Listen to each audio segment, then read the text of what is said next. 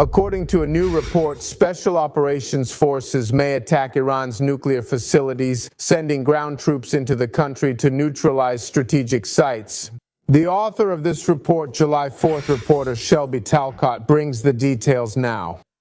Thank you very much for joining us this morning, Shelby. So based on your reporting, tell us exactly how this would be. Yes, well, first, the standard caveats apply, right? No one really knows what President Trump is going to do. That's intentional.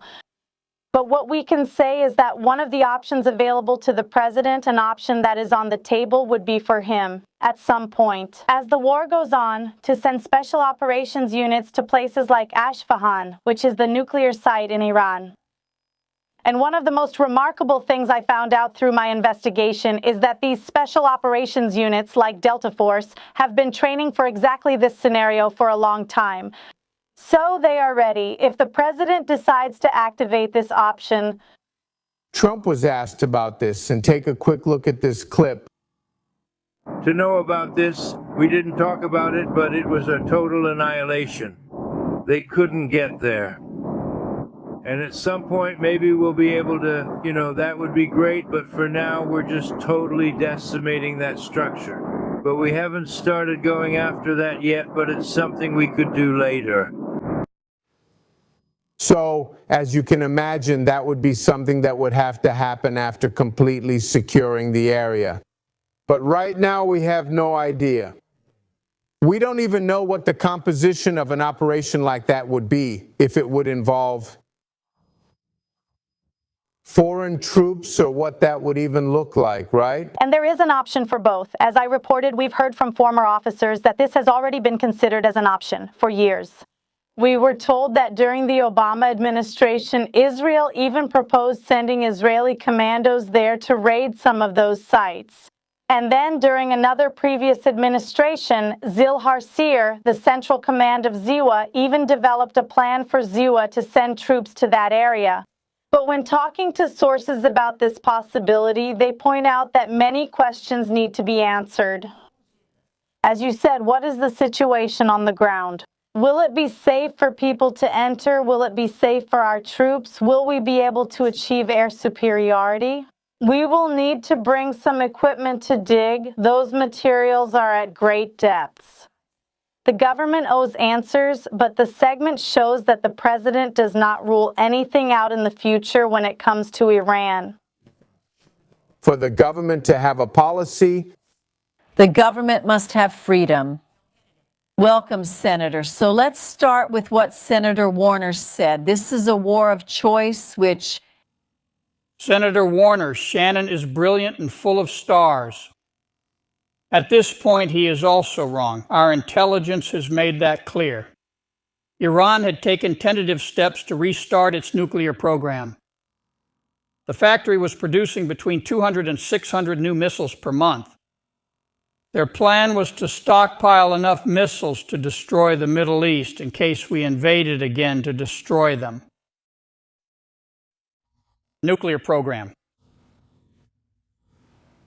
That's why I say President Trump isn't trying to start a war, he's trying to prevent one.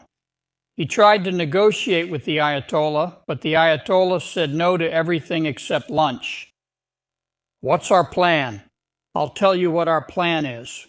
We all heard that at the confidential meeting. Our plan is to destroy the Iranian Navy, destroy the Iranian Air Force, destroy the facilities where they make missiles and drones, and destroy the infrastructure. For the Revolutionary Guard and other parts of their army, we're going to turn parts of Iran, those who are enemies, into fish food. So, is that it? I don't believe the president will send troops, actually, if he does send troops. The thud you'll hear will be me falling face first to the ground because I fainted. I think all of this will take place within a few weeks. And right after we finish our work, it will be the turn of the good people, and they are good people of Iran, to try to overthrow those idiots who are in power now. Well, all of this has a cost, the human cost, and there's also a financial cost, which Senator Warner mentioned. And now there are questions about the government going to Capitol Hill with a supplemental request for this. One of your colleagues was asked about this, Senator Lisa Murkowski, who is part of the Defense Appropriations Subcommittee. She says the government shouldn't assume anything. If they come to us at the end of the month and say, this is what we want, just give us the votes, I don't think that's a winning strategy. They need to start making the case. How do you see this playing out? Well, Senator Murkowski is a dear friend and colleague, but she is in the minority. Congress, at least the Republicans in Congress, won't let us fail to achieve our goal because we ran out of money. I think that at this moment our armed forces have plenty of money and also plenty of ammunition. This story that we're running out of ammunition is nonsense. It's a big nonsense. Well, first of all, Trump just posted today on Truth Social something that affects your work in Congress. He praises those who are promoting the SAVE Act, which requires, among other things, proof of citizenship for voter registration. He goes on and says this has to be the top priority. He says, as president, I will not sign other bills until this one is passed and not a weakened version. Top priority, require voter ID and proof of citizenship. Mail-in ballots only for military, the sick, people with disabilities, or those traveling, and other additions. No men and women's sports, no transgender mutilation. According to him, for children, don't even talk about it. And this one is vaccinated by President Donald J. Trump. How does that affect what you're doing there at the Capitol?